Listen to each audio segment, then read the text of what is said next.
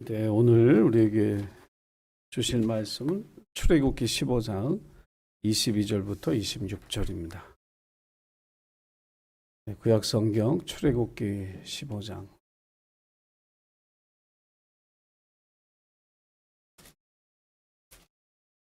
22절에서 26절 우리 찾아서 같이 말씀을 읽겠습니다. 구약성경 105쪽 출애굽기 15장 22절부터 26절. 네, 우리 같이 읽겠습니다. 시작. 모세가 홍해에서 이스라엘을 인도하며 그들이 나와서 수르 광야로 들어가서 거기서 사흘길을 걸었으나 물을 얻지 못하고 마라에 이르렀더니 그건 물이 써서 마시지 못하겠으므로 그 이름을 마라라 하였더라. 백성이 모세에게 원망하여 이르되 우리가 무엇을 마실까 하며 모세가 여호와께 부르짖었더니 여호와께서 그에게 한 나무를 가리키시니 그가 물에 던지니 물이 달게 되었더라. 거기서 여호와께서 그들을 위하여 법도와 율례를 정하시고 그들을 시험하실세 이르시되 너희가 너희 하나님 나 여호와의 말을 들어 순종하고 내가 보기에 의를 행하며 내 계명에 귀를 기울이며 내 모든 규례를 지키면 내가 애굽 사람에게 내린 모든 질병 중 하나도 너에게 내리지 아니하리니 나는 너희를 치료하는 여호와임이라. 아멘. 네, 어떤 상황에서도 감사합시다. 아멘입니까? 네. 인생을 살아가면서 대부분 사람들의 감사는 채워지는 것 때문에 감사를 하게 됩니다. 물질이 부족한 사람에게 물질이 채워지면 참 감사하다. 또 이렇게 좀 명예 같은 것들이 좀 부족했는데 사람들이 나를 인정해주고 알아봐주는 그런 어떤 명예, 자기를 높이는 것이 채워지면 참 감사하다 이렇게 생각합니다. 또 하나 우리 관계가 참 행복해지면, 관계가 행복으로 채워지면 참 감사하다 이렇게 우리는 느끼죠. 그러나 그것들이 부족하게 된다 생각하면 언제 우리가 감사했나 싶을 정도로 그 부족함 때문에 원망하고 불평하고 심지어 탄식합니다. 오늘 우리가 읽은 본문의 말씀은 바닷길을 하나님께서 갈라주셔서 길을 내어주신 그 하나님의 은혜를 경험하고 사흘이 지났을 때 일어났던 일입니다. 여러분 같으면 사흘 전에 바다가 갈라져서 양쪽에 물벽을 쌓고 마른 땅을 밟고 그 길을 건넜던 그 은혜를 경험했다면 사흘 딱 지나고 원망하겠습니까? 불평하겠습니까? 우리 서윤이 아멘. 앞으로도 계속 그렇게 살아야 돼. 은혜 받고 사흘 만에 불평하고 원망하면 안 되는데 오늘 이 성경에 나오는 이스라엘 백성들은 이 수르 광야길로 들어서면서 마라라는 곳에 이르러 불평했다. 성경 그렇게 쓰고 있습니다. 이스라엘의 감사가 사흘을 채 지나지 못했다라고 하는 사실을 성경은 우리에게 가르쳐 주고 있습니다. 지난 한 주간 오늘까지 5일을 사셨습니다. 여러분의 입술에서 하나님 감사합니다. 이 고백이 과연 몇 번이나 나왔을까? 이스라엘 사람들 참 은혜도 모르고 참 못됐다라고 우리가 비난하기 전에 우리 자신을 돌아봐야 할 줄로 믿습니다.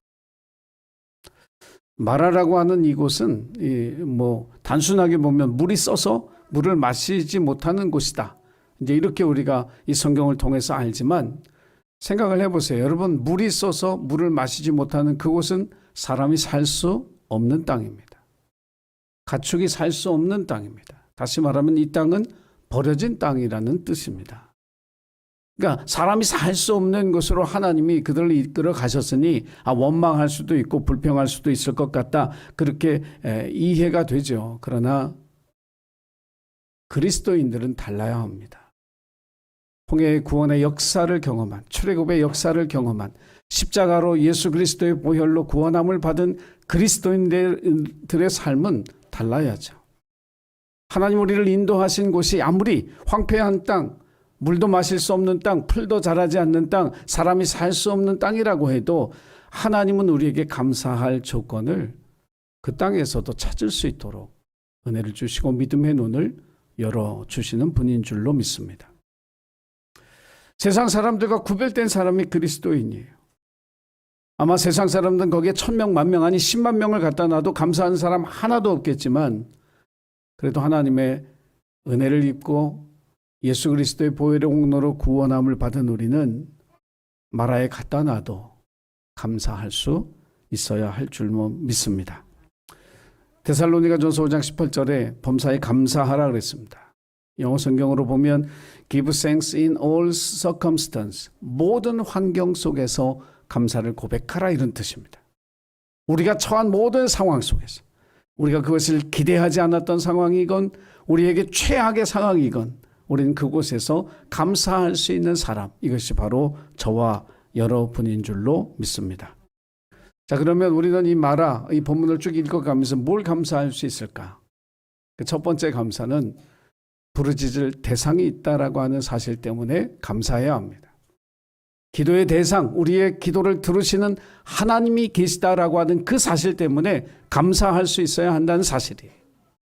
전 여러분의 감사의 제목이 하나님, 내가 믿고 의지하는 하나님 앞에 나는 기도할 수 있어서 감사합니다. 이 고백을 하나님 앞에 드리며 살아가기를 주의 이름으로 간절히 축복합니다. 세상 사람들은 문제를 만나면 방황합니다. 절에도 찾아가 보고 교회도 찾아가 보고 점집에도 찾아가 보고 무당도 찾아가 보고 이단에도 찾아가 보고 여기저기 찾아다니면서 문제를 해결하려고 애를 쓰는 거예요. 그런데 그리스도인은 헤매지 않아도 됩니다. 방황하지 않아도 됩니다. 하나님 앞에 기도의 자리로 나오면 되는 줄로 믿습니다. 우린 기도의 자리에 가면 되니까 우리가 이 문제를 해결하기 위해서 다른 대상을 찾을 거 없이 하나님 앞에 나오면 인생의 주권자가 되시고 우리를 창조하신 하나님께 문제의 해답이 있다고 믿는 우리의 믿음대로 하나님 앞에 기도하면 되는 줄로 믿으시기를 바랍니다. 하나님께서 우리에게 이 광야 같은 인생을 살아가면서 인생을 멋지고 아름답고 힘있고 능력있게 살아갈 수 있도록 주신 열쇠가 뭐냐? 기도예요. 할렐루야. 이 기도를 놓치지 아니하고 기도의 열쇠를 사용하고 살아가는 저와 여러분이 되기를 주의 이름으로 축복합니다. 이 기도의 열쇠를 사용하면 홍해가 갈라지고 그 길을 걸어가는 거예요. 여리고 성이 무너지고 승리를 거두는 것입니다. 사자굴 속에 던져져도 사자의 입을 봉하신 하나님을 그 안에서 만나게 되는 거예요.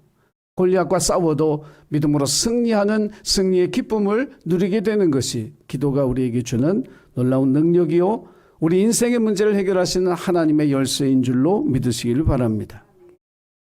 모세의 기도에 하나님이 한 나무를 가리키시니 응답하셨습니다. 하나님 우리의 기도를 들으시는 분입니다. 문제를 듣고 가만히 계시는 분이 아니라 그 문제를 해결할 수 있도록 도와주시는 분이에요. 그 하나님이 계시기에 우리는 기도의 대상을 찾아 헤매지 않아도 되는 귀한 은혜, 귀한 축복을 받았으니 이것을 감사하며 살아가는 저와 여러분이 되기를 주의 이름으로 간절히 축원합니다. 자, 두 번째, 뭘 감사할 수 있을까? 자, 하나님이 어떤 나무를 가리키셨어요. 근데 모세는 찰떡같이 알아들었습니다. 이게 무슨 얘기냐면, 자, 나무를 가르치셨어요. 어떻게 하라는 거예요? 하나님 그렇게 말씀하지 않았어요. 나무를 물에 던져라. 그렇게 절대로 말씀하지 않았어요. 모세가 나무를 던진 거지, 하나님이 야, 나무를 물에 던져라, 이게 하나님은 그냥 가리키기만 했단 말이에요.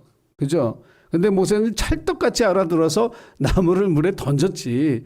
모세가 찰떡같이 몰랐으면 그 나무 가지고 우리 서윤이 같으면 어떻게 했을까? 이걸로 물을 저어볼까?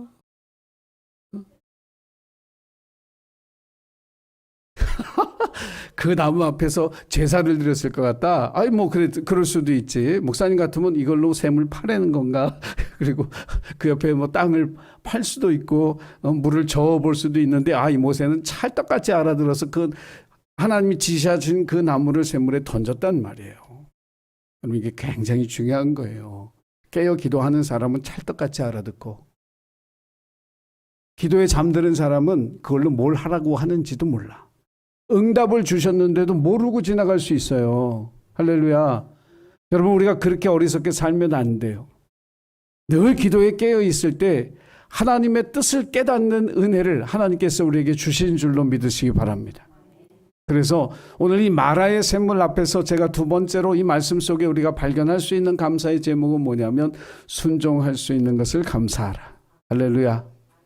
자기의 생각이나 경험으로 생각하고 판단하지 아니하고 하나님이 딱 가르치셨을 때 던지라는 거구나. 딱 던지는 그 순종. 상식적으로 생각하면 물이 쓴데 거기다 나무를 던진다고 그게 해결이 돼요? 무슨 약품을 넣든지 먹을 수 있는 정수기를 어떻게 하나님이 하늘에서 쭉 내려주셔서 그 정수기를 통해 마셨다 그러면 과학적으로 합리적으로 우리가 이해가 되겠지만 그 써서 마실 수 없는 그 물 앞에 나무를 던지라. 근데 믿음은 그것에 순종하는 거예요. 하나님께서 제가 늘 강조하지만 우리에게서 사용하시는 두 가지 믿음과 순종이에요. 그것을 통해서 하늘의 능력을 우리에게 나타내 보여주시는 줄 믿으시길 바랍니다. 자, 신앙의 그 아이들 이렇게 기르다 보면요. 우리가 이제 아이들 기르다 보면 그런 걸 알아요. 어렸을 때는 부모님이 시키는 대로 그냥 합니다. 그죠? 조금 더 잘하면 약간 의심은 하지만 그래도 순종합니다. 근데 이제 다 자라서 성인이 되면 이제 누가 판단해요? 자기가 스스로 판단해서 합니다. 아무리 부모님이 시켜도 자기 경험과 지식을 근거로 해서 그건 틀렸다 그러면 안 할 수도 있습니다. 잘하면.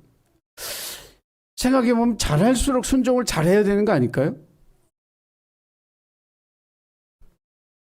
자, 그럼 예수 오래 믿으면 순종을 잘해야 돼요? 자기 판단대로 생각하고 살아야 돼요? 예수 믿으면 순종을 잘해야 돼. 근데 여러분 가만히 스스로를 생각해봐. 순종하는지 자기 생각으로 판단하고 행동하는지.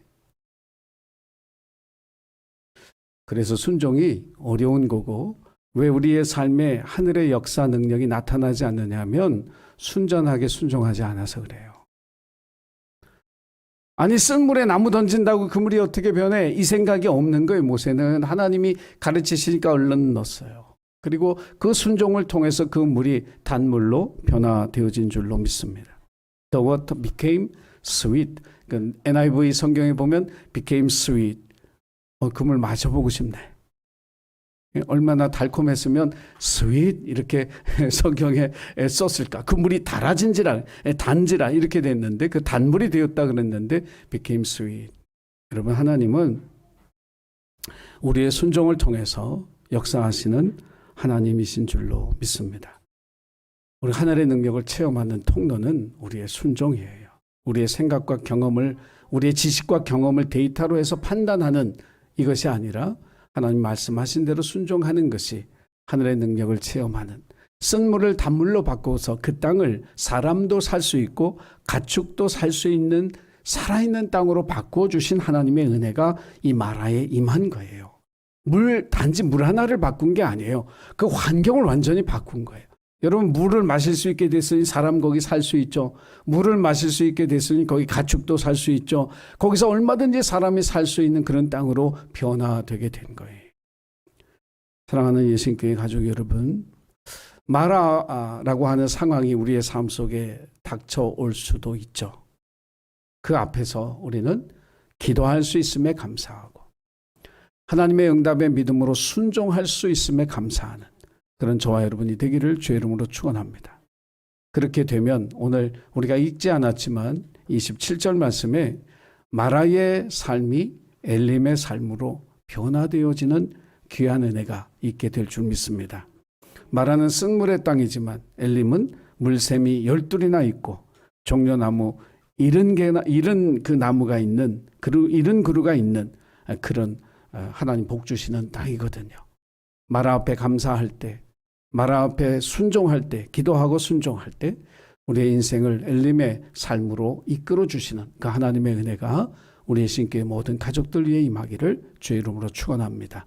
기도하겠습니다. 사랑해 주님 감사합니다. 마라 그 앞에서도 우리에게 기도의 대상, 우리의 부르짖을 그 기도를 들으신 하나님이 계심을 인하여 감사하는 저희들 되게 하여 주옵소서. 마라 그 앞에서도 하나님의 응답에 순종할 수 있는 믿음 주셔서 순종할 수 있음에 감사하는 저희들 되어질 수 있도록 은혜 베풀어 주옵소서. 그렇게 함으로써 우리의 삶이 마라에서 엘림으로 변화되어지는 이끌어 주신 그 하나님의 은혜를 누리는 복된 삶이 되도록 축복해 주옵소서.